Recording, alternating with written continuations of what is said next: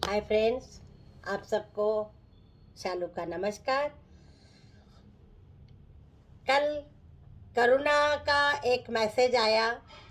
उसने परसों एक दो दिन पहले बात की थी मैंने, क्योंकि जब एक्सीडेंट हो गया तो उस समय वो ट्रेन में थी। तो मैंने कहा कुछ तुम्हारी फीलिंग्स है, कुछ तुम्हारी यादें हैं और कुछ शेयर करना चाहती हो तो एक वीडियो बना के भेज दो। तो करोना ने वाकई में बहुत ही अच्छा, बहुत ही उसकी जो फीलिंग्स है और उसकी जो एक यादें हैं वो उसने बहुत अच्छे से, मैंने नहीं सोचा था कि वो इतने अच्छे से शेयर करेगी, लेकिन उसने बहुत अच्छे से अपनी यादें वीडियो के द्वारा भेजी थी। तो कल दादी माँ के बचपन में मैंने उसी का वीडियो शेयर किया था। ऐसे ही कृपा को भी मैंने बोला है, आनंद को भी बोला है, क्योंकि ये जो एक चीज़ है मैं तो बता ही रही हूँ, लेकिन उनकी अपनी भी कुछ फीलिंग्स होती है और उस फीलिंग्स को शेयर करने का ये एक अच्छा मौका है। तो मैंने उनको बोला है, पुरानी यादें हैं, कुछ वो दिमाग में रहती है। तो मैंने कहा कि ये अपनी फीलिंग्स को बाहर निकालो, उसको एक्सप्रेस करो और शेयर करो। तो फिर मैं वही थोड़ी सी पुरानी बातों की ओर जा रही हूँ। मैंने आपको बताया था कि मेरी जेठानी को मैंने एक नेवी ब्लू साड़ी और वो दी थी। जब उसकी डेथ हो गई तो वही साड़ी उसने पहनी हुई थी। मतलब इतना फील हो गया, इतना फील हो गया। नेवी ब्लू कलर की साड़ी और पूरी लाल चूड़ियां, हाथ में वही चूड़ियां थी। जस्ट वो जाने वाली थी तो मैं ऐसे ही घूमने गए और दिलाई थी। ये कहने का मतलब है कि वही साड़ी, वही चूड़ियां और बहुत सुंदर थी मेरी जिठानी, एकदम गोरी, कलर बहुत फेयर था, नयन नक्श बहुत तीखे थे, बहुत ही सुंदर थी। तो बच्चों में वो कलर शायद नहीं आया, लेकिन वो बहुत ही गोरी थी। उसके बाद एक्सीडेंट के बाद बहुत सारे लोग आए थे। मैं कभी उनको भी अपनी फीलिंग्स शेयर करने के लिए मैं बताऊंगी। उसमें एक बिरादर जी थे, वो बिल्कुल एक भाई के तरह थे। इन भाइयों में इन्होंने भी अपना भाई का रोल उन्होंने हमेशा निभाया है। उनका घर में आना जाना लगातार था, हम लोग भी उनके घर आना जाना था। रात में कभी कभी 12-1 बजे तक बैठे रहते थे। और एक्सीडेंट होने के बाद बॉडी को उठाना और अग्निदाह करना सब बिरादर जी साथ में ही थे। बिरादर जी थे और भी दिल्ली से कुछ लोग आए थे, तो उन सब ने मिल के क्रिया कर दी थी। और ये मैं उनको सबको मैं अपनी तरफ से एक बार नमन करना चाहती हूँ। उनकी यादें मेरे साथ हमेशा रहेगी। और क्योंकि ऐसे समय पे किसी का साथ में आना और मदद करना, मैंने बोला ना, यही भगवान है मेरे लिए। और उनको मैं बहुत इज्जत करती हूँ, उनको मैं मेरी ज़िंदगी भर याद रखूँगी। उसके बाद जैसे ही यहाँ से हम दिल्ली पहुँचे, करुणा फिर मेडिकल में एडमिट रही, क्योंकि बहुत सीरियस थी। और फिर लोगों का आना जाना बढ़ता गया। उस समय ना खाना बनाने का मन करता था ना कुछ, मतलब घर के हालात बहुत खराब हो गए थे। मेरे पति थोड़ा डिप्रेशन में चले गए। ये एक्सीडेंट का तो एक वो हो ही गया, जो भगवान करे ना किसी के साथ हो जाए, लेकिन इतना बड़ा हादसा। वो मेरे हस्बैंड बहुत सेंसिटिव, उनको ये सब टॉलरेट नहीं हुआ और वो थोड़ा डिप्रेशन में चले गए। क्योंकि दिन में 50 बार अन्ना अन्ना अन्ना भाई को बोलते रहते थे।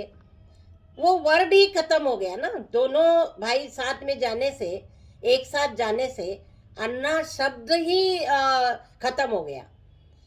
क्योंकि ऐसा प्यार कहीं नहीं देखा, इतना प्यार, इतना इज्जत एक दूसरे की करना।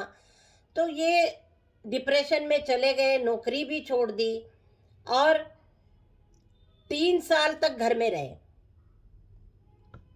नौकरी छोड़ दी और मेरी जो नौकरी थी वो जमुना पार थी।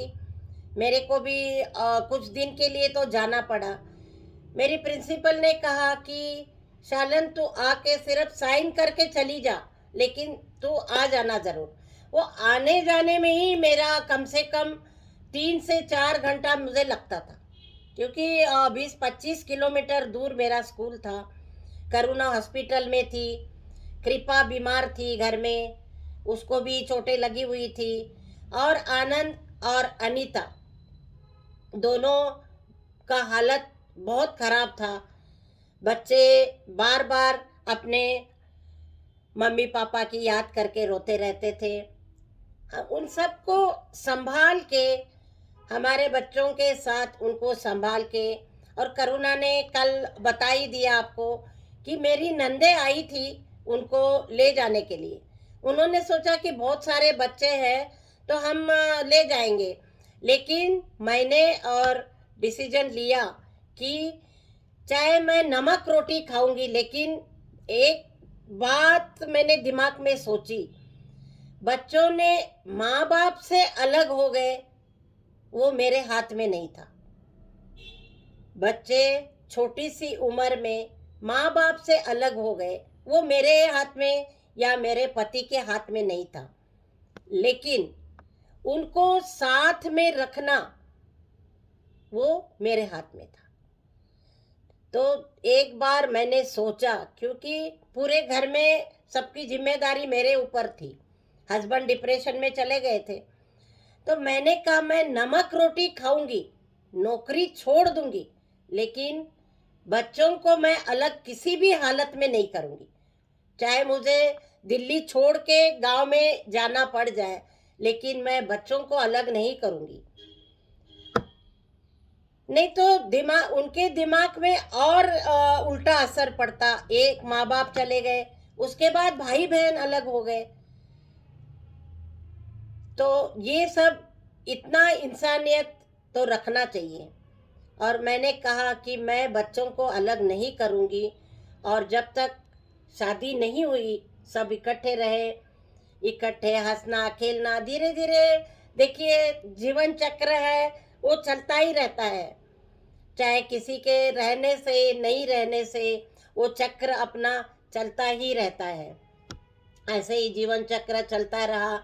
बच्चे धीरे धीरे एडजस्ट हो गए, बहुत गरीबी भी हो गई, क्योंकि अकेली की कमाई हो गई, इनकी तनख्वाह भी बंद हो गई, और बहुत सारी परेशानियां आ गई।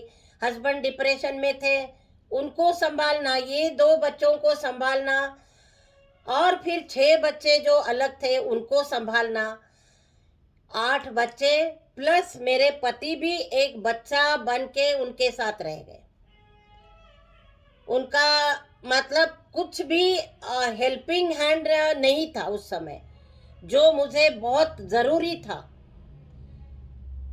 तो बताइए, भगवान ही है ना ऐसे समय पे। और भगवान कौन है? इंसान।